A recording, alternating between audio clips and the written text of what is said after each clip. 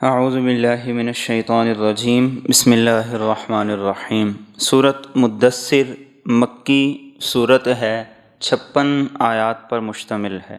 یہ سورہ مبارکہ جس کا نام مدثر ہے، ہم عمومی طور پر نام یا لفظ جب بولتے ہیں تو ہم بولتے ہیں مدثر، یہ لفظ ہے مدثر، 2 دفعہ اس کے اندر تشدید ہے۔ مدثر یہ وہ صورت ہے جو رسول اکرم صلی اللہ علیہ وسلم پر فترت وحی کے دور کے بعد نازل ہوئی۔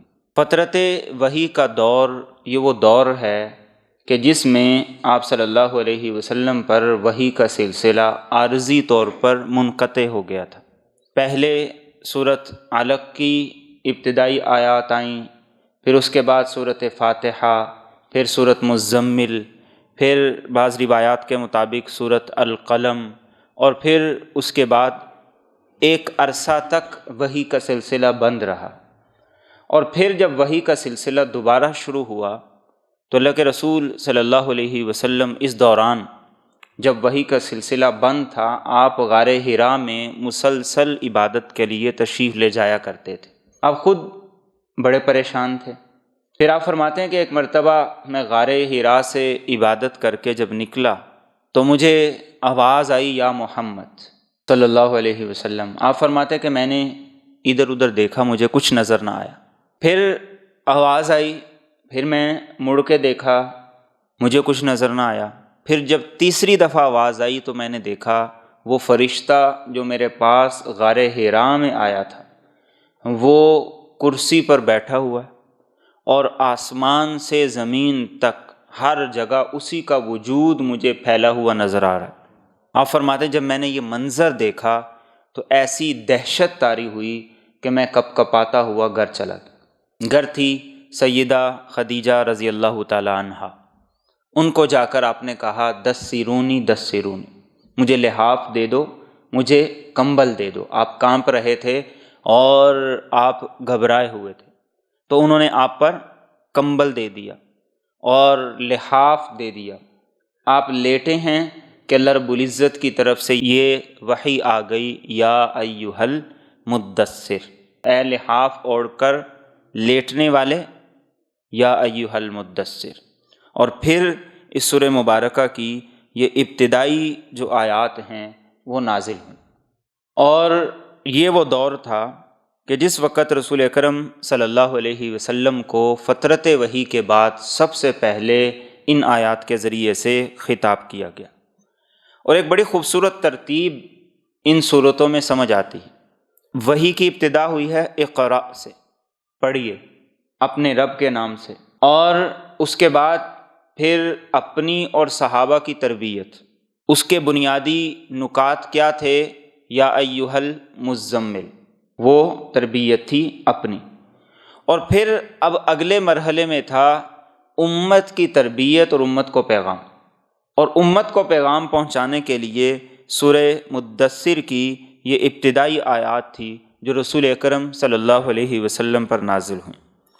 اور چھوٹے چھوٹے سے جملے ہیں، لمبی چوڑی کوئی تقریر نہیں ہے، اور ہر جملے کے اندر ایک وسیع مفہوم ہے، ایک سادہ اور خوبصورت بات ہے، اور ان کے ذریعے سے بتایا گیا کہ آپ امت تک اللہ کا پیغام اس طریقے سے پہنچائیں۔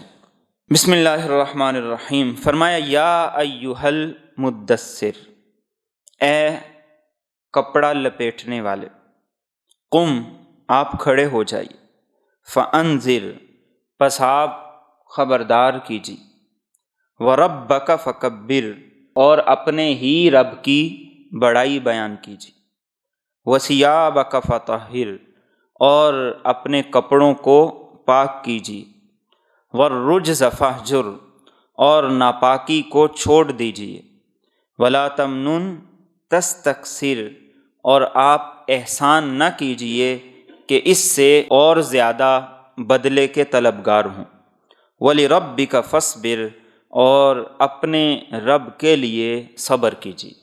یہ وہ ابتدائی آیات ہیں۔ پہلا خطاب ہے یا ایھا المدثر، 2 لفظ ہوتے ہیں عربی زبان میں، ایک ہوتا ہے شعار، ایک ہوتا ہے دثار۔ شعار کہتے ہیں اس کپڑے کو جو انسان کے بدن سے چمٹا ہوا ہو، جیسے ہمارے ہاں بنیان ہوتی، اور دثار کہتے ہیں اس کپڑے کو جو اوپر لیا جاتا ہے، جیسے لحاف ہے، کمبل ہے، اس طرح کی چیزیں۔ اللہ کے رسول صلی اللہ علیہ وسلم نے انصار کی تعریف کرتے ہوئے یہ فرمایا تھا کہ انصار اسلام اور دین کے معاملے میں ایسے ہیں جیسے شعار، بدن سے لگا ہوا لباس، اور فرمایا باقی سارے کے سارے لوگ ایسے ہیں جیسے دثار، ایک لحاف اور کمبل کی طرح۔ پہلا حکم کیا فرمایا؟ قم فانذر۔ سورۃ مزمل میں کیا تھا؟ قم اللیل الا قلیلا، یعنی وہاں بھی حکم دیا اٹھیے، کھڑے ہو جائیے، اور یہاں بھی حکم دے دیا کہ کھڑے ہو جائیے، لیکن کرنا کیا ہے؟ فانذر، لوگوں کو خبردار کیجیے، تنبیہ کیجیے۔ قرآن کریم میں آپ کے دو نام ہیں، ایک بشیر، ایک نذیر۔ بشیر جو خوشخبری دیتا ہے، اور نذیر جو خبردار کرتا ہے، اور ہر خبردار کرنے والا نذیر نہیں، بلکہ وہ خبردار کرنے والا جس کے ساتھ محبت ہو، شفقت ہو۔ انبیاء کرام وہ امت کو ڈرایا کرتے تھے، خبردار کیا کرتے تھے، اور کیا فرمایا کرتے تھے؟ امت کو خبردار کرتے ہوئے ان کے اندر امت کی شفقت ہوتی تھی کہ یہ لوگ نقصان سے بچ جائیں، جہنم سے بچ جائیں، آخرت کی ذلت اور رسوائی سے بچ جائیں۔ تو فرمایا کہ آپ کھڑے ہو جائیے، اور سب سے پہلے کیا کیجئے؟ لوگوں کو شفقت دل میں لے کر ان کو ڈرائیے، خبردار کیجیے۔ اس لیے آپ نے جس موقع پر سب سے پہلے خطاب کیا تھا صفا پہاڑی پر کھڑے ہو کر، تو اس موقع پر آپ نے کیا کہا تھا؟ انی نذیر لکم بین یدی عذاب شدید، ایک سخت عذاب کے آنے سے پہلے پہلے میں تمہیں خبردار کرتا ہوں، تنبیہ کرتا ہوں، وارننگ دیتا ہوں۔ اور ایک بات ضمناً عرض کرتا جاؤں، حج کا سفر ہے یا عمرے کا سفر ہے، یہ سفر اپنی ذات میں ایک عبادت بھی ہے، لیکن اس عبادت کے ساتھ اس کے ساتھ تاریخ بھی وابستہ ہے۔ صرف عبادت نہیں ہے، ایک پوری تاریخ بھی وابستہ ہے۔ صفا پہاڑ پر انسان جس وقت جا کے سعی کا آغاز کرتا ہے، تو سعی کے آغاز کے ساتھ ساتھ وہ منظر بھی ہماری آنکھوں کے سامنے ہو کہ یہاں ایک دن اللہ کے رسول صلی اللہ علیہ وسلم کھڑے تھے اور پوچھ رہے تھے کہ بتاؤ، اگر میں تمہیں یہ کہوں کہ اس پہاڑ کے پیچھے ایک لشکر ہے جو تم پہ حملہ آور ہوگا، بات مان لو گے؟ اور اس موقع پر آپ کی بات سب لوگ سن کے چلے گئے سوائے آپ کے چچا کے، جس نے کہا تھا تباً لک سائر اليوم، تیرا ناس ہو الہذا جمعتنا، کیا اس کام کے لیے ہمیں جمع کیا تھا؟ یہ کون سا کام ہے کہ کلمہ پڑھ لو اور آخرت کی کامیابی تم سب کا مقدر ہوگی؟ اللہ کے رسول صلی اللہ علیہ وسلم کس مایوسی کے ساتھ وہاں سے تشریف لے گئے، وہ منظر میرے اور آپ کے آنکھوں کے سامنے اس موقع پر آنا چاہیے۔ بیت اللہ میں آپ کس کیفیت سے نماز پڑھتے تھے، اور جب آپ نماز پڑھتے تھے، ایک مرتبہ نماز پڑھتے ہوئے آپ پر وہ اونٹ کی اوجڑی لا کے رکھ دی گئی، یہ منظر، یہ سین وہاں جا کے یاد کرنے کے ہیں۔ پہاڑ پر چڑھ جانا، 3 دفعہ کوئی چڑھ گیا، کوئی غار حرا پر 4 دفعہ چڑھ گیا، لیکن یہ آنا جانا کوئی مقصد نہیں ہے۔ آپ وہاں جائیں، وہاں جا کے سوچیں کہ ہمارے نبی کن حالات میں یہاں آتے تھے، کیسے رہتے تھے، کیا کرتے تھے، کیوں کرتے تھے۔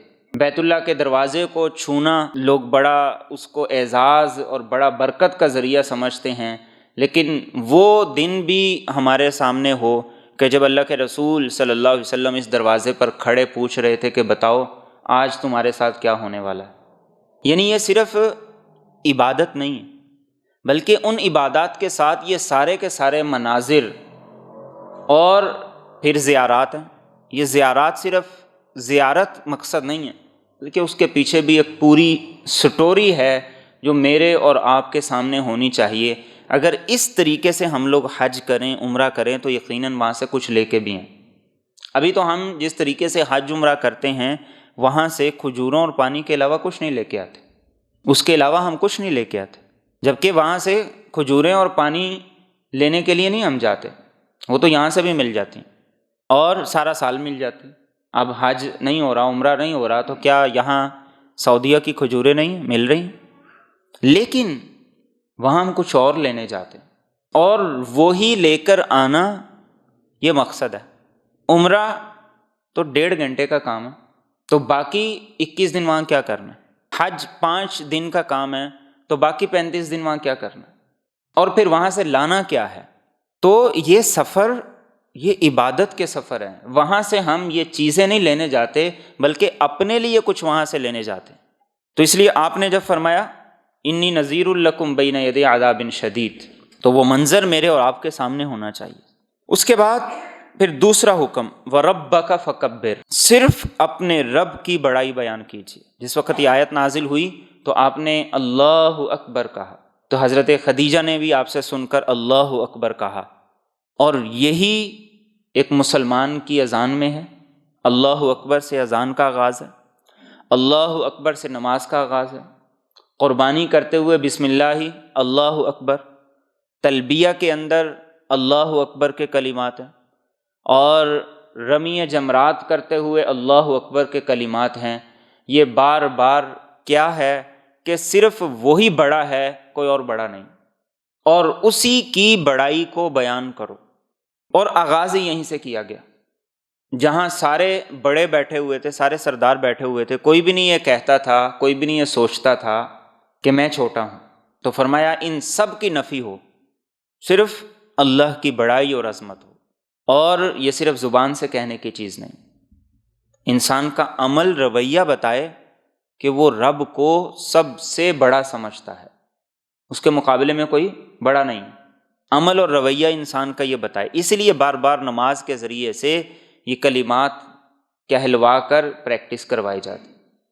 تو فرمایا کیا کیجئے وَرَبَّكَ فَكَبِّرْ، بتائیے کہ صرف اللہ سب سے بڑا ہے اور کوئی بڑا نہیں، اس بات کا اعلان کیجیے۔ اور یہی اعلان سب سے مشکل تھا، یہی اعلان ان کو چبھتا تھا، اور اسی اعلان کی ساری مخالفت تھی۔ آغاز بھی اسی سے کروایا گیا کہ جب رب کو بڑا مان لیا، پھر انسان کے اندر سے ساری کی ساری مخلوقات، اس کا ڈر، خوف اور چیزیں نکل گئی۔ تو فرمایا کہ دوسرا کام یہ کیجیے۔ تیسرا فرمایا وَثِيَابَكَ فَطَهِّرْ، کہ آپ اپنے کپڑوں کو پاک رکھیے، لباس کو پاک رکھیے۔ اللہ کے رسول صلی اللہ علیہ وسلم کو یہ حکم دیا گیا، اور یہ حکم دراصل کس بات کے لیے تھا کہ آپ کا لباس یہ آپ کی شناخت ہے۔ لباس انسانی مزاج کی عکاسی کرتا ہے۔ فرمایا لباس کو پاکیزہ رکھیے، اور یہ صرف نماز کے لیے نہیں، بلا وجہ ناپاک لباس پہن کر پھرنا، ناپاک جگہ پر بیٹھنا اور ناپاک رہنا یہ دین میں پسندیدہ نہیں۔ اور لباس کی پاکیزگی مفسرین لکھتے ہیں کہ دراصل اشارہ ہے اعمال کی پاکیزگی کی طرف۔ اور یہ وہ دور تھا کہ جس وقت میلا کچیلا رہنے کو بڑا کارنامہ سمجھا جاتا تھا۔ جیسے ہمارے ہاں آج بھی یہ سوچ ہے کہ یہ جتنے ملنگ ہیں یہ وہ ہیں جنہوں نے نہ سارا سال نہانا ہے، نہ پانی کو ہاتھ لگانا ہے، اور نہ ہی اس کے قریب جانا ہے، اور ہم کہتے ہیں کہ یہ پہنچے ہوئے لوگ ہیں۔ فرمائے وَثِيَابَكَ فَطَهِّرْ، خوبصورت لباس پہنیں، پاکیزہ لباس پہنیں، اور ایسا لباس ہو جس میں نمود و نمائش نہ ہو، ریاکاری نہ ہو، دکھلاوا مقصد نہ ہو، ظاہری طور پر بھی اور اندرونی طور پر اعمال ان کی پاکیزگی۔ اگلا حکم ہے وَالرُّجْزَ فَاهْجُرْ، کہ آپ ناپاکی سے دور رہیے۔ یہ ناپاکی ظاہری بھی ہے، بتوں کی ناپاکی، ظاہری ناپاکی، اور اخلاق کی ناپاکی، اعتقاد کی ناپاکی، ہر قسم کی ناپاکی سے دور رہنا، اس چیز کا حکم دیا گیا۔ گویا طہارت بھی اپنانی ہے اور ناپاکی سے بھی بچنا ہے۔ اور ہمارے دین میں طہارت کا جو مقام ہے اس کی دنیا کے کسی مذہب میں کوئی مثال نہیں ملتی، کسی مذہب میں۔ اب کرونا وائرس تھا، اب مسلمانوں کے اندر جو پہلے سے طہارت اور پاکیزگی کا ایک پورا نظام موجود ہے، تو کیسے ممکن ہے کہ وہاں کسی کو وائرس لگ جائے؟ اگر ہم اس نظام کو لے کر چلیں، عبادات اس کا تعلق ہی طہارت اور پاکیزگی کے ساتھ ہے۔ آپ احادیث کی جتنی کتابیں اٹھائیں ان کا پہلا حصہ کتاب الطہارت سے شروع ہوتا ہے، جہاں سینکڑوں احادیث ایسی ہیں جو طہارت کے بارے میں، پاکی کے بارے میں، ناپاکی کے بارے میں بتاتی ہیں۔ تو ظاہری پاکی یہ بھی ضروری ہے اور اندر کی پاکی یہ بھی ضروری ہے۔ ظاہری ناپاکی سے بچنا یہ بھی ضروری ہے اور اندر کی ناپاکی سے بچنا یہ بھی ضروری ہے۔ اور اگلا حکم دیا وَلَا تَمْنُن تَسْتَكْثِرْ، کہ آپ اب جس منصب پر ہیں آپ لوگوں کے ساتھ جتنی بھی نیکی کریں، نیکی کر کے بدلے کے طلبگار نہ بنیں۔ اور یہ ہر نبی کی شان تھی، کوئی بھی نبی لوگوں سے معاوضہ نہیں مانگتا تھا۔ ہر نبی یہ کہتا تھا ان اجریہ الا علی اللہ، میرا اجر صرف اللہ سے ہے، کسی سے کوئی مطالبہ نہیں۔ اس سے اگلا حکم ہے وَلِرَبِّكَ فَاصْبِرْ، اور اپنے رب کے لیے صبر کیجیے۔ اب یہاں پھر صبر کا حکم دے دیے، اور عام صبر اور رب کے لیے صبر میں فرق ہے۔ عام صبر کیا ہے؟ انسان اپنے سے طاقتور کو دیکھ کے تو صبر کر لیتا ہے، اور جو کمزور ہو اس کو معاف نہیں کرتا، یہ صبر نہیں۔ رب کے لیے صبر کا مطلب یہ ہے کہ چاہے مقابلے میں طاقتور ہو یا کمزور ہو، آپ بدلہ لینے کی پوزیشن میں ہیں یا نہیں ہیں، آپ کی ذمہ داری یہ ہے آپ رب کے لیے، رب کی رضا کے لیے چھوڑ دیں، صبر کر لیں، برداشت کر سکیں۔ یہ ہے وَلِرَبِّكَ فَاصْبِرْ، اپنے رب کے لیے۔ ہمارے ہاں کبھی کوئی نہ مان رہا ہو تو ہم اس کی داڑھی کو ہاتھ لگا کے کیا کہتے ہیں کہ اللہ کے لیے ایسا کر دو، یا ہم کسی کو سنانے کے لیے یہ بھی کہتے ہیں کہ تمہاری وجہ سے میں نے اسے کچھ نہیں کہا۔ تو اللہ فرما رہے ہیں کہ یہ صبر، یہ برداشت صرف میرے لیے کرنا، صرف اپنے رب کے لیے، اور کسی لیے نہیں۔ اور اسی لیے قرآن کریم نے یہ کہا انما یوفی الصابرون اجرہم بغیر حساب، صبر کرنے والوں کو اللہ بغیر حساب کے دے گا۔ اور آپ صلی اللہ علیہ وسلم نے فرمایا صبر کی مثال دین میں ایسی ہے جیسے سر انسان کے جسم میں نہ ہو تو انسان کا باقی دڑ کسی کام کا نہیں۔ آج صبر کی کمی ہے، برداشت کی کمی ہے۔ یہ ابتدائی آیات تھی۔ اب آپ اندازہ لگائیے کہ چھوٹے چھوٹے جملوں میں، چھوٹی چھوٹی باتوں میں کتنی بڑی بڑی باتیں رسول اکرم صلی اللہ علیہ وسلم کو بتا دی گئیں کہ یہ آپ کی دعوت اور آپ کی تبلیغ کا آغاز اور اس کی بنیاد یہ ہے۔ اور آگے فرمائے فَإِذَا نُقِرَ فِي النَّاقُورِ، جب سور پھونک دیا جائے گا، فَذَلِكَ يَوْمَئِذٍ يَوْمٌ عَسِيرٌ، تو وہ اس دن بڑا مشکل دن ہوگا، عَلَى الْكَافِرِينَ غَيْرُ يَسِيرٌ، کافروں پر آسان نہ ہوگا۔ یہ 3 آیات، ان آیات سے آخرت کا منظر یاد کروا دیا گیا کہ اگر کوئی آپ کی بات کو نہیں مانتا، تسلیم کرتا، تو پھر فرمایا کہ قیامت کا دن آنے والا ہے اور وہ کافروں کے لیے بڑا مشکل ہوگا، مسلمان کے لیے آسان ہوگا، مومن کے لیے آسان ہوگا۔ اسی لیے قرآن کریم نے کہا فَسَوْفَ يُحَاسَبُ حِسَابًا يَسِيرًا، مومن کا اللہ قیامت کے دن بڑا آسان حساب کریں گے۔ اور پیچھے سورہ مبارکہ میں ہم پڑھ چکے کہ 50,000 سال کا دن ایک مومن کے لیے اللہ کے رسول صلی اللہ علیہ وسلم کے فرمان کے مطابق ایسے گزرے گا جیسے فرض نماز کا وقت ہوتا ہے۔ جتنی دیر میں فرض نماز ادا کرتا ہے اتنی جلدی 50,000 سال کا دن گزر جائے گا۔ اس کے بعد اللہ رب العزت نے ایک کردار کا تذکرہ کیا ہے، اور یہ کردار تھا ولید بن مغیرہ۔ بہت مالدار تھا، اور اس جیسا مالدار پورے عرب کے اندر کوئی نہیں تھا۔ سالانہ 1 کروڑ پاؤنڈ اس کی آمدن تھی، آج کے دور کی نہیں۔ اس دور میں جب کسی کے پاس ہزاروں نہیں ہوتے تھے، سالانہ 1 کروڑ پاؤنڈ اس کی آمدن ہوا کرتی تھی، اور ہر طرف اس کا کاروبار تھا۔ کہیں قافلے یمن سے آ رہے ہیں، کہیں شام سے آ رہے ہیں، مکہ میں کاروبار تھا، طائف تک پھیلا ہوا تھا۔ 200 اس کے پاس زر خرید غلام ہوا کرتے تھے، اور وہ خود پہ بڑا فخر کیا کرتا تھا۔ وہ کہتا تھا انا وحید ابن وحید، میں یکتا ہوں اور میرے جیسا زمانے میں سوسائٹی معاشرے میں کوئی نہیں، اور میرا باپ بھی ایسا ہی تھا۔ 10 بیٹے بعض روایات کے مطابق 13 بیٹے اللہ نے دیے ہوئے تھے، اور بیٹے بھی وہ جو باپ کے انتہائی فرما بردار تھے، ہر وقت پاس، ہر وقت ساتھ۔ اور عربوں کے ہاں جس کے پاس بیٹے زیادہ ہوا کرتے وہ بڑا فخر کرتا تھا، کس لیے کہ کوئی اس کی طرف میلی نگاہ سے دیکھ نہیں سکتا۔ اب اللہ کے رسول صلی اللہ علیہ وسلم نے جب دعوت پیش کی تو اس دعوت کے پیش کرنے کے وہ دعوت آپ اس انداز سے پیش فرماتے تھے کہ آپ قرآن سنایا کرتے تھے۔ چنانچہ سورت فصلت کی ابتدائی آیات آپ نے اس کو سنائیں، اور اس کا واقعہ ہم سورت فصلت کے آغاز میں بھی ذکر کر چکے۔ یہ آپ کے پاس پیشکش لے کے آیا، آپ نے جب اس کی بات پوری سن لی تو آپ نے سورت فصلت کی ابتدائی آیات اسے سنائیں۔ جب اس نے سنا تو حیران ہو گیا، اس نے کہا یہ تو کسی شاعر کا کلام نہیں ہے، یہ کسی کاہن کا کلام نہیں ہے، کوئی مجنوں، کوئی دیوانہ ایسا نہیں ہو سکتا جس کی یہ باتیں ہوں، اور کوئی جادو زدہ یا جادوگر ایسا نہیں ہو سکتا۔ اور اس نے کہا کہ یہ بڑا ثمر آور کلام ہے، اور اس کا اثر انسان کی روح تک جاتا ہے۔ تو جب وہ واپس آیا تو بڑے بڑے جو سردار تھے انہوں نے دیکھا کہ یہ جیسے گیا تھا واپسی پہ اس کے چہرے کے تاثرات بدلے ہوئے، پریشان ہو گئے۔ اگر یہ آدمی صحیح ہو گیا، اسلام قبول کر گیا، تو ہمارا تو بٹھا بیٹھ جائے گا، سارے عرب میں جو ہم پروپیگنڈا کر رہے ہیں وہ سارے کا سارا ناکام ہو جائے گا۔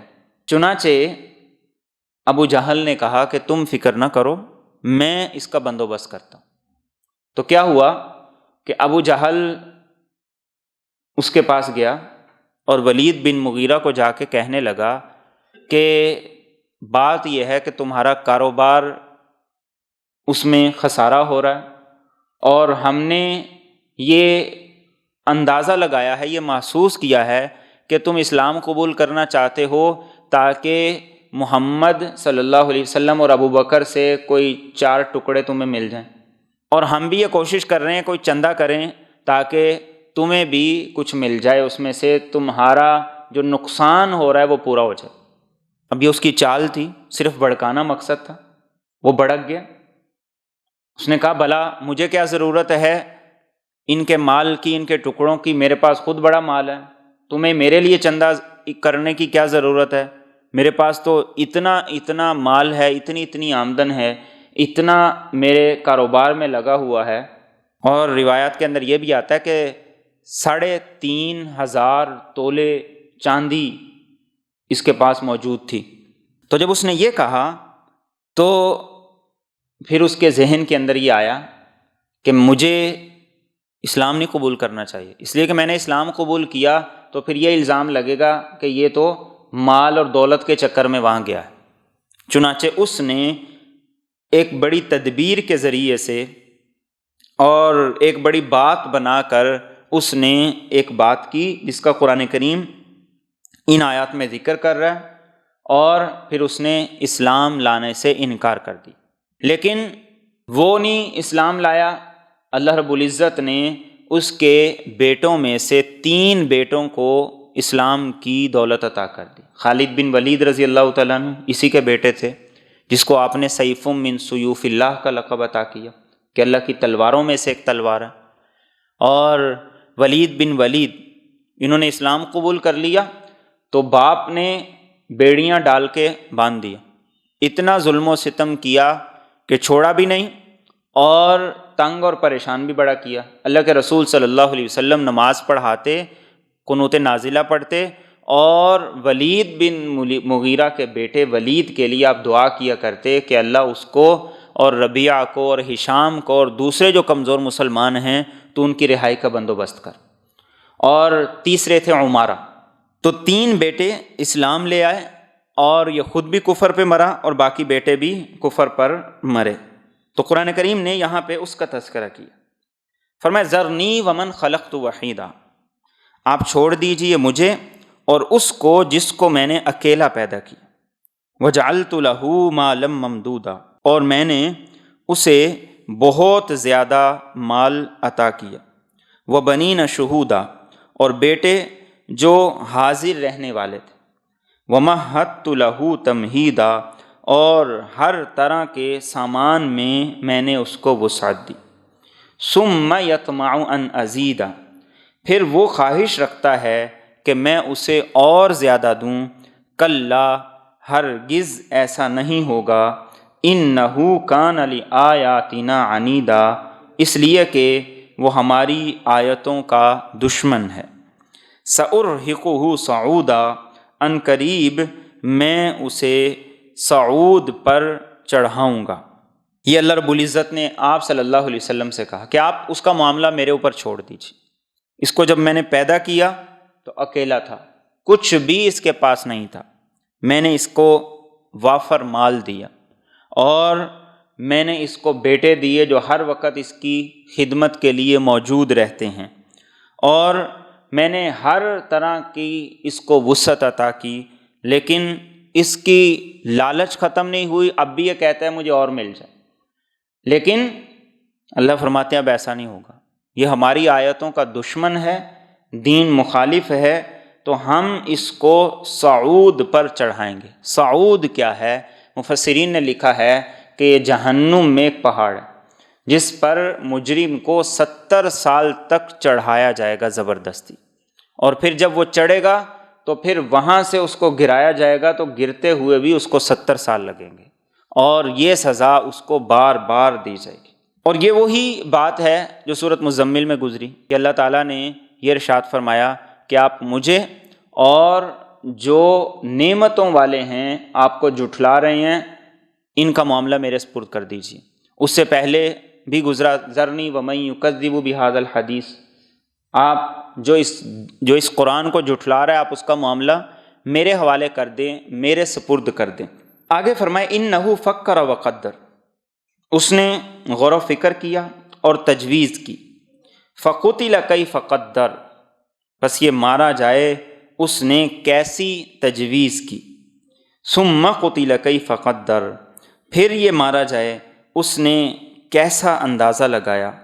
ثم نظر، پھر اس نے دیکھا۔ ثم عبس وبصر، پھر اس نے تیوری چڑھائی اور منہ بگاڑ لیا۔ ثم ادبر واستکبر، پھر وہ پشت پھیر کر چلا اور اس نے تکبر کیا۔ فقال ان ھذا الا سحر یؤثر، تو اس نے کہا نہیں ہے یہ مگر وہ جادو جو نقل ہوتا چلا آ رہا ہے۔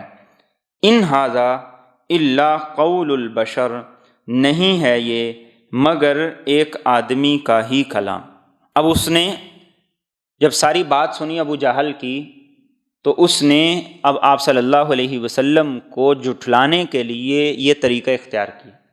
اعتراف تو کر چکا تھا کہ یہ کیسا خوبصورت کلام ہے، نہ کسی شاعر کا ہے نہ کسی کاہن کا ہے، لیکن اب اس نے ایک راستہ اختیار کیا۔ ایسے اس نے ایکٹنگ کی، ایسے اس نے شکل و صورت بنائی جیسے وہ بڑا غور و فکر کر رہا ہو۔ تو اللہ فرماتے ہیں کہ اس پر اللہ کی مار ہو، اور پھر اللہ کی مار ہو کہ کیسی بری تجویز اس نے دی۔ اور پھر اس نے غور و فکر کیا، پھر ماتھے پہ بل دیا، اور پھر اس کے بعد وہ کبھی آگے چکر لگانے لگا، کبھی پیچھے لگانے لگا، اور آخر میں جا کر کہتا ہے کہ یہ تو صرف مجھے جادو لگتا ہے، یہ کسی رب کا کلام نہیں ہے بلکہ یہ تو ایک آدمی ہی کا کلام ہے۔ تو اس کے جواب میں اللہ نے کیا فرمایا؟ فرمایا سأصلیہ سقر، ان قریب میں اسے سقر یعنی دوزخ میں داخل کروں گا۔ وما ادراک ما سقر، اور تجھے کیا پتا کہ وہ سقر کیا ہے۔ لا تبقی ولا تذر، نہ وہ باقی رکھے گی اور نہ چھوڑے گی۔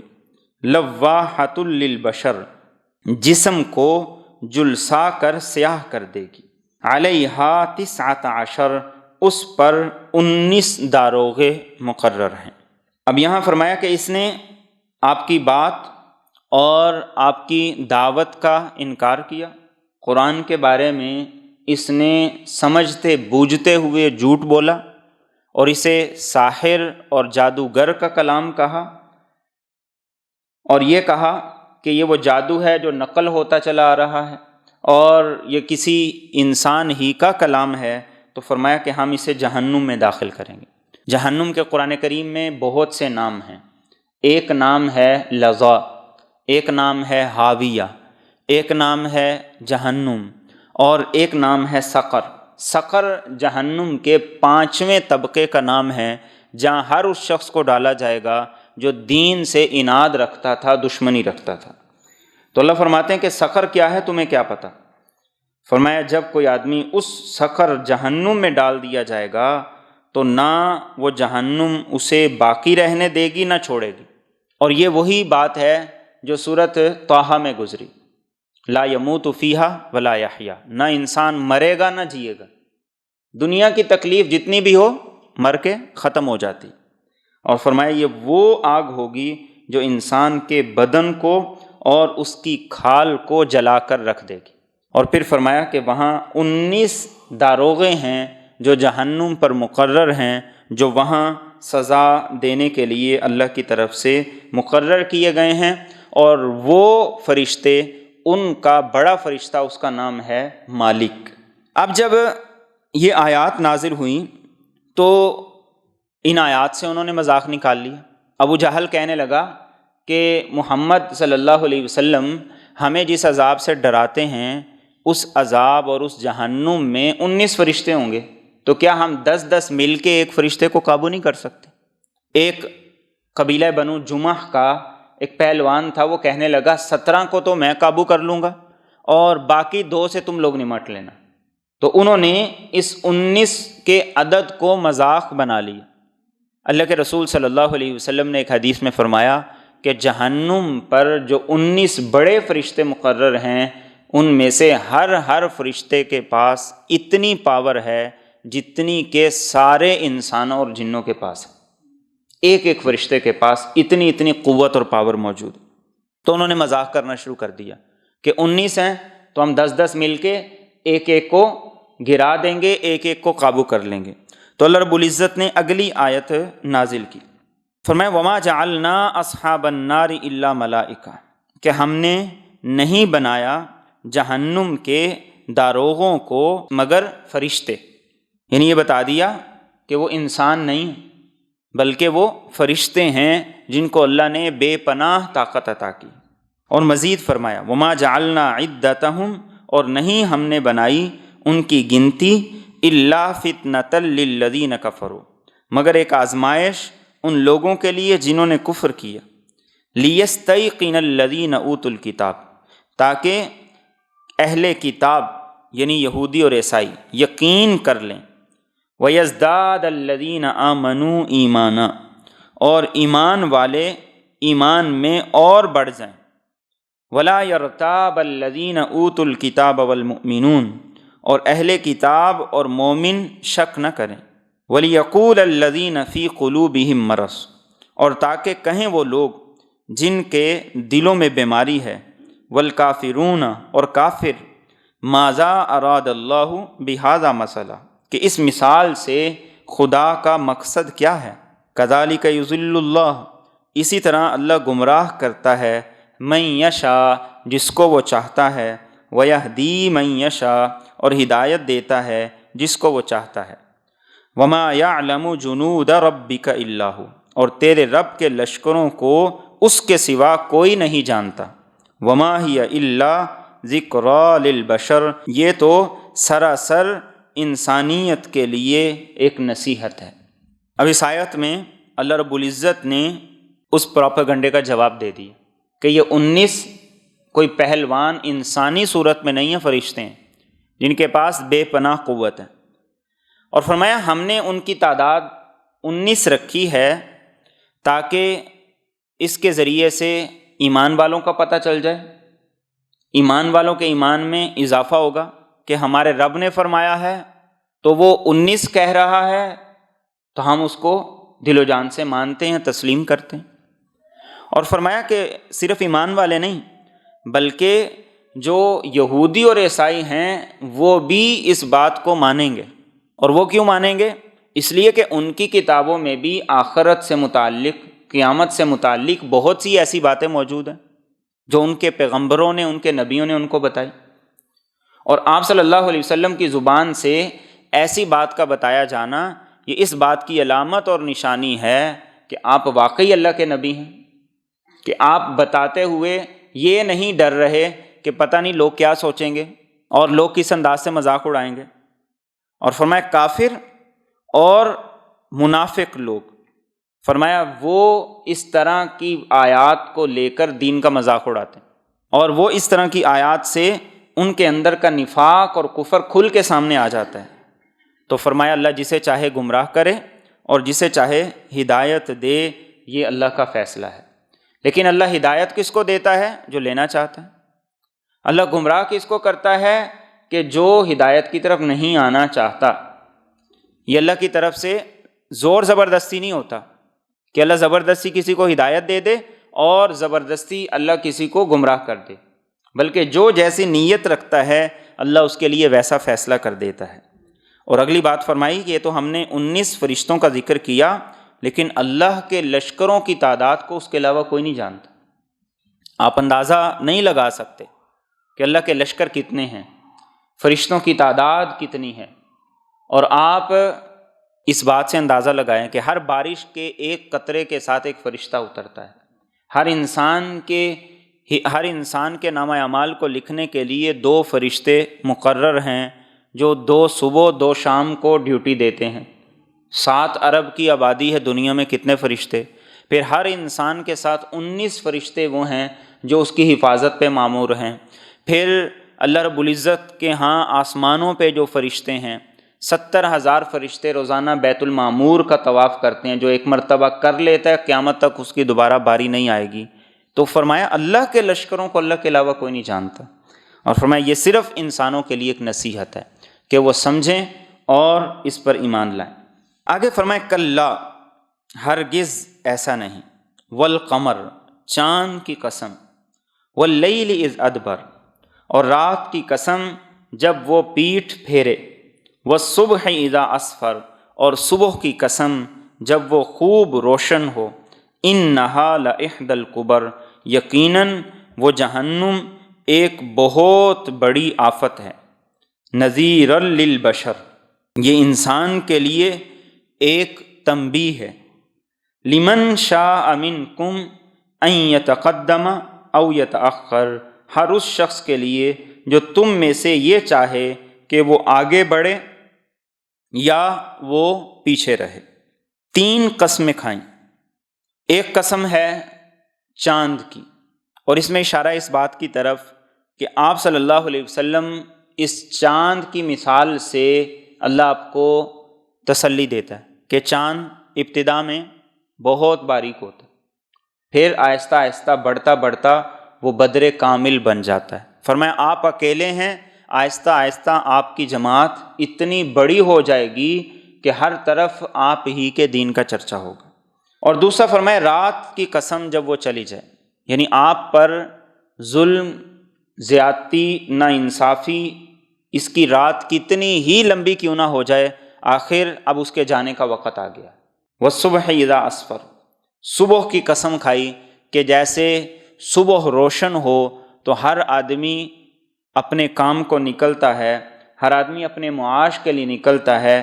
فرمایا اسی طریقے سے آپ کا لایا ہوا دین پوری دنیا کے اندر پھیلے گا اور وہ روشن ہو کر پوری دنیا کی رہنمائی کرے گا۔ اور یہ 3 قسمیں کھا کر یہ فرمایا کہ جہنم کوئی مذاق کی چیز نہیں ہے، ایک بہت بڑی آفت ہے۔ یہ کوئی ایسی بات نہیں ہے جس کو انسان نظر انداز کر دے کہ چلو دیکھا جائے گا۔ اور فرمایا انسانوں کو اللہ تنبیہ کر رہا ہے، اب تمہارے ہاتھ میں فیصلہ ہے، جس نے آگے بڑھنا ہے آگے بڑھے، جس نے پیچھے رہنا پیچھے رہ جائے۔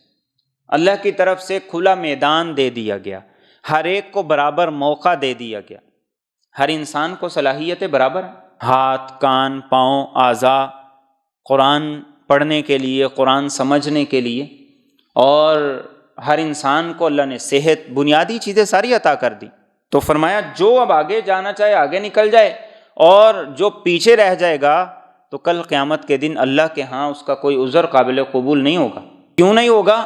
کہ اس نے اپنی ان صلاحیتوں کو دنیا میں تو کھپا دیا، تو آخر دین ہی ایسا یتیم کیوں رہ گیا کہ جس کے لیے اس کو سمجھ نہیں آئی کیا صحیح ہے اور کیا غلط۔ اور آگے فرمایا کل نفس بما کسبت رہینہ، ہر شخص اپنے اعمال کے بدلے گروی ہے، الا اصحاب الیمین، مگر دائیں ہاتھ والے۔ یہ اللہ رب العزت کی طرف سے بتا دیا گیا ہے، جو کرو گے وہ پاؤ گے، لہا ما کسبت وعلیہا ما اکتسبت۔ فائدے کا کرو گے فائدہ ملے گا، نقصان کا کرو گے نقصان کا سامنا بھی تمہیں کرنا پڑے گا۔ ابراہیم علیہ السلام نے معراج کے موقع پر ایک پیغام جو میرے اور آپ کے نام دیا تھا، وہ پیغام یہی تھا کہ جنت ایک چٹیل میدان کی طرح ہے، اب اس کو آباد کرنا یہ تمہارے اوپر ہے، کون کتنا انویسٹ کر کے، کون کتنی کوشش کر کے اس کو کتنا آباد کرتا ہے، اور وہ وہاں کتنا مقام، کتنا مرتبہ، کتنا بڑا محل، کتنی بڑی جنت اپنے لیے لیتا ہے۔ فرمایا یہ ہر انسان کے عمل پر منحصر ہے، کون کتنی محنت کرتا ہے، کتنی کوشش کرتا ہے۔ اور فرمایا جو بچیں گے یہ کون ہوں گے؟ جن کا نامہ اعمال ان کے دائیں ہاتھ میں ملے گا، جو دائیں طرف ہوں گے۔ اور آگے فرمایا فی جنات، وہ جنتوں میں ہوں گے، یتساءلون عن المجرمین، وہ مجرموں سے سوال کریں گے، ما سلککم فی سقر، کس چیز نے تمہیں جہنم میں ڈال دیا؟ قالو، وہ کہیں گے، لم نک من المصلین، ہم نماز نہیں پڑھتے تھے، ولم نک نطعم المسکین، اور ہم محتاجوں کو نہیں کھلایا کرتے تھے، وَكُنَّا نَخُوضُ مَعَ الْخَائِضِينَ، اور ہم بحث کرنے والوں کے ساتھ بحث کیا کرتے تھے، وَكُنَّا نُكَذِّبُ بِيَوْمِ الدِّينِ، اور ہم روز جزا کو جھٹلایا کرتے تھے۔ قرآن کریم میں اور جگہوں پر بھی اس بات کا تذکرہ کیا گیا ہے کہ جنت والے جنت میں ہوں گے، جہنم والے جہنم میں، درمیان میں بڑا لمبا فاصلہ ہوگا۔ قرآن کریم نے کہا لا یسمعون حسیسہا، کسی کو جہنم کی آہٹ بھی سنائی نہیں دے گی، اور اللہ جب چاہیں گے تو پھر یہ آپس میں ایک دوسرے سے بات بھی کر سکیں گے۔ تو ایک منظر یہاں ذکر کیا گیا، ایک منظر وہ ہے جو سورۃ اعراف میں ذکر کیا گیا کہ جنت اور جہنم والے آپس میں گفتگو کریں گے۔ ایک منظر وہ ہے جو سورۃ صافات میں ذکر کیا گیا کہ جہاں ایک نیک دوست جو جنت میں ہوگا وہ اپنے اس دوست سے بات کرے گا جو دنیا میں اسے برائی کی طرف مائل کیا کرتا تھا۔ ایک تیسرا منظر یہاں پر ہے کہ جنت والے جنت میں ہوں گے اور جہنم والوں سے وہ پوچھیں گے کہ کون سا جرم تھا جس کی وجہ سے تم جہنم میں پڑے ہوئے ہو اور سزا بھگت رہے۔ تو وہ جو اپنے جرائم بتائیں گے ان میں سے پہلا جرم یہ ہوگا کہ کہیں گے قالوا لم نک من المصلین، بے نمازی تھے، نماز نہیں پڑھتے تھے۔ اللہ کے رسول صلی اللہ علیہ وسلم نے اسی لیے اپنی حیات طیبہ میں بھی، دنیا سے پردہ فرما جانے کے وقت بھی، اور ہر موقع پر اس بات کی تاکید کی کہ نماز سب سے پہلے اس کا سوال ہو۔ یہ پوری نکل آئی تو باقی اعمال بھی امید ہے پورے نکل آئیں، اور اگر اس میں کمی رہی تو آپ نے فرمایا باقی اعمال میں بھی کمی رہے گی۔ اس سے کیا پتہ چلتا ہے کہ نماز صرف اپنی ذات تک نہیں ہے، نماز کا اثر ساری زندگی پہ پڑتا ہے، سارے اعمال پہ پڑتا ہے، صرف کسی ایک عمل تک محدود نہیں۔ آج نماز کو ہم فارغ لوگوں کا کام سمجھتے، نماز کی ہمارے نزدیک کوئی اہمیت ہی نہیں۔ کسی سے پوچھے نماز کیوں نہیں پڑھتے تو جواب کیا ہے؟ مصروفیت ایسی۔ اب یہ مصروفیت یہ کوئی عذر ہے؟ یہ کوئی بہانہ ہے؟ دوسرے شہروں میں شادیاں اٹینڈ کرنے کے لیے ہم بڑی آسانی سے چلے جاتے، 2-3 گھنٹے جانے کے لیے، 2-3 گھنٹے واپسی کے، 1-2 گھنٹے وہاں پہ لگانے ہیں، اور پھر جانے کے لیے جو تیاری کرنی ہے اس کے لیے بھی وقت چاہیے، لیکن نماز کے لیے وقت نہیں، فضولیات کے لیے بہت سا وقت۔ تو پہلا جرم کیا ہے؟ وہ کہیں گے ہم نماز نہیں پڑھتے تھے۔ دوسرا وَلَمْ نَكُ نُطْعِمُ الْمِسْكِينَ، محتاجوں کو نہیں کھلاتے تھے۔ اللہ کے رسول صلی اللہ علیہ وسلم سے پوچھا گیا ای الاسلام خیر، اسلام کی بہترین خوبی کیا ہے؟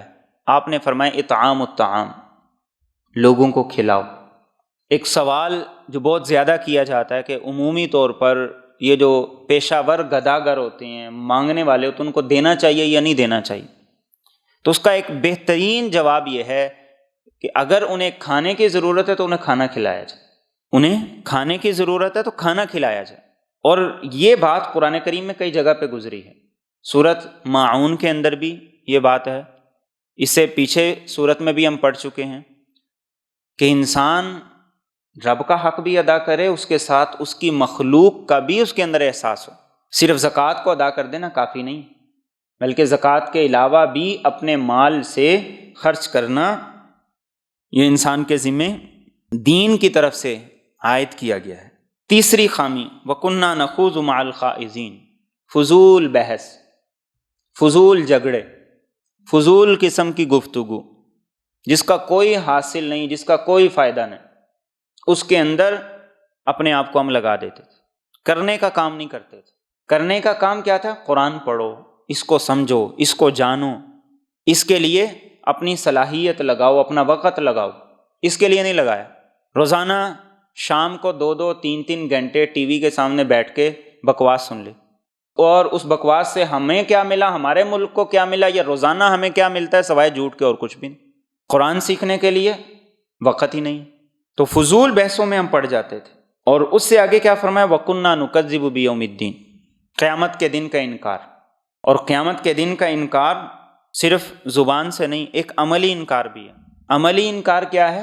کہ انسان کی زندگی، اس کا لائف سٹائل ایسا ہے کہ اس کو شاید ایسا لگتا ہی نہیں جیسے میں نے کہیں جواب دینا ہے۔ جس کے اندر فکر آخرت ہو تو کیسے ممکن ہے کہ وہ ایسی فضولیات میں اپنے گھنٹوں لگا دے؟ جس نے آخرت میں اللہ کو جواب دینا ہے، اس چیز کی اس کے اندر فکر ہو تو کیسے ممکن ہے کہ وہ اپنے مال کو غلط مصارف کے اندر خرچ کر دے، وہ اپنے وقت کو بے جا کاموں میں لگا دے اور نماز میں نہ لگائے۔ یہ اساس ہے ہر نیکی کی جو عملی طور پر انسان کے اندر نظر آئے۔ اور آگے فرمایا پھر کیا ہوا؟ حتیٰ اتانا الیقین، وہ کہیں گے یہاں تک کہ ہمارے پاس موت آ گئی۔ زندگی انہی کاموں میں لگا دی، اتنی قیمتی زندگی، اور اس کو زندگی میں کسی اچھے کام میں لگانے کی بجائے اپنے وقت، صلاحیتوں کو ان فضول کاموں کے اندر لگا دی۔ ایک بڑی خوبصورت حدیث ہے، اللہ کے رسول صلی اللہ علیہ وسلم نے ارشاد فرمایا اذا اراد اللہ تعالی بعبد خیرا استعملہ، اللہ جب کسی بندے کے ساتھ خیر کا ارادہ کرتے ہیں تو اللہ اسے نیکی کے کام میں لگا دیتے، اور آپ نے فرمایا کہ پھر نیکی کے کام میں اس کو ایسے لگاتے ہیں کہ دن بدن وہ اس میں ترقی کرتا چلا جاتا ہے۔ پھر اس کا دل اور اس کی خواہش یہ ہوتی ہے کہ میں آج اس سے زیادہ نیکی کروں، آج اس سے زیادہ کروں۔ تو فرمایا جب ایسی کیفیت ہو تو سمجھو تم اللہ کی نظر میں محبوب ہو گئے، اللہ کی تم پر نظر کرم ہے۔ اور اگر انسان دوسری طرف بڑھتا چلا جا رہا ہے، اس کو اس بات کی پرواہ نہیں میرا رب کون ہے، اس کا حکم کیا ہے، اور وہ چاہتا کیا ہے، اور اس کے احکامات کیا ہیں، مجھے کیسی زندگی گزارنی چاہیے، تو یہ اس بات کی علامت اور نشانی ہے کہ وہ اللہ کی نگاہ میں گر چکا ہے۔ تو موت آ گئی، زندگی ایسے کاموں میں لگا دی کہ جس میں لگانے کا فائدہ کچھ نہ ہوا۔ تو اللہ فرماتے پھر کیا ہوگا؟ فما تنفعہم شفاعۃ الشافعین، تو انہیں سفارش کرنے والوں کی سفارش کوئی فائدہ نہ دے گی۔ دنیا میں بھی اصول یہی دین نے بتایا، سفارش اسی کی کرنا جو اہل ہے، نہ اہل کی سفارش نہیں۔ اپنے آپ کو قیامت کے دن اللہ کے رسول صلی اللہ علیہ وسلم کی، نیک لوگوں کی، شہداء کی، علماء کی شفاعت کا، سفارش کا حقدار بھی بنائیں۔ اہلیت تو ہو، اور اس اہلیت میں سب سے بنیادی چیز کیا ہے؟ جتنا زیادہ سے زیادہ ہو سکتا کریں۔ اور آپ کی امت کو اللہ نے یہ اعزاز عطا کیا، آپ صلی اللہ علیہ وسلم نے فرمایا کہ میری امت کے کچھ ایسے بھی لوگ ہوں گے جن کی شفاعت کی برکت سے، جن کی سفارش کے ذریعے سے اللہ قبیلہ بنو تمیم کے لوگوں، جتنے قبیلہ بنو تمیم کے لوگ ہیں اتنے لوگوں کو جہنم سے نکال کے جنت میں ڈالیں۔ اور فرمایا ایسے بھی میری امت کے لوگ ہوں گے جن کی سفارش کی بدولت اللہ قبیلہ مضر کے لوگوں کی تعداد کے برابر لوگوں کو جہنم سے نکال کر جنت میں ڈالیں۔ لیکن سفارش کا خود کو حقدار بنائیں، کچھ کریں، اپنی جتنی صلاحیت ہے اتنا لگا دیں، اور پھر انشاءاللہ العزیز اللہ کی رحمت وہ ہمیں کھینچ لے گی۔ اور آگے فرمائے فما لہم عن التذکرۃ معرضین، کہ انہیں کیا ہو گیا کہ یہ نصیحت سے منہ پھیرتے ہیں۔ کأنہم حمر مستنفرہ، گویا کہ یہ بدکے ہوئے گدھے ہیں، فرت من قسورہ، جو شیر سے ڈر کر بھاگ جاتے ہیں۔ دین کیا ہے؟ دین نصیحت ہے، خیر خواہی ہے۔ اللہ کی طرف سے بار بار بندوں کو تنبیہ کی جا رہی ہے، بتایا جا رہا ہے ایسا کر لو یہ ہو جائے گا، ایسا نہ کرو اس نقصان میں پڑ جاؤ گے۔ فرمایا ان کی کیفیت یہ ہے کہ انہیں جب دین کی بات بتائی جاتی ہے تو یہ ایسے بھاگتے ہیں جیسے جنگلی گدھے شیر کی آہٹ سے بھاگتے ہیں۔ اور عربی تعبیر میں جنگلی گدھوں کو اس مثال کے لیے استعمال کیا جاتا ہے کہ وہ شیر کو دیکھ کر اس کی آہٹ کو سن کر ہر طرف دوڑنے لگتے ہیں، انہیں کسی بات کی فکر پرواہ نہیں رہتی۔ فرمایا ان لوگوں کی بھی یہ کیفیت ہے، سارا کچھ سن لیں گے، دین کی بات نہیں سن سکتے۔ ہر چیز کے لیے وقت ہے، دین کے لیے وقت نہیں۔ ہر کام کر سکتے ہیں لیکن دین کا کچھ نہیں کر سکتے ہیں، تو گویا کہ ان کو بدکے ہوئے گدھے کہہ دیا گیا۔ دین کی بات ہر ایک کی ضرورت ہے، ہر ایک کے لیے ہمیشہ اس کی ضرورت ہے۔ دیکھیے اللہ کے رسول صلی اللہ علیہ وسلم کو جب اس وحی کے ذریعے سے بنیادی باتیں بتائی گئیں، نبوت کے اعلان سے پہلے بھی آپ اپنے رب کی عبادت کرتے تھے، نبوت کے اعلان سے پہلے بھی آپ پاکیزگی کا اہتمام کرتے تھے، نبوت کے اعلان سے پہلے بھی آپ کو لوگ صادق اور امین کہا کرتے تھے، لیکن اللہ رب العزت نے جب وحی بھیجی تو پھر بھی انہی باتوں کی تاکید کی۔ تو گویا اس سے کیا سبق ملتا ہے؟ یہ دین کی بات ایک ایسی بات ہے کہ جس کے معاملے میں انسان کبھی بھی غفلت نہ کرے، ہر موقع پر ہر مرحلے پر وہ خود کو اس کا محتاج سمجھے، طلبگار سمجھے۔ اور آگے فرمائے بل یرید کل امرئ منہم ان یؤتی صحفا منشرہ، فرمایا بلکہ ان میں سے ہر شخص یہ چاہتا ہے کہ اس کو کھلے صحیفے دے دیے جائیں۔ کلا، ہرگز ایسا نہیں، بل لا یخافون الآخرہ، بلکہ یہ آخرت کا خوف نہیں رکھتے۔ یہ اشارہ ہے اس بات کی طرف کہ مشرکین یہ کہا کرتے تھے کہ ہم آپ کو نبی تب مانیں گے جب ہم میں سے ہر ایک کے نام اللہ کی طرف سے پیغام آ جائے، ایک لیٹر آ جائے، خط آ جائے۔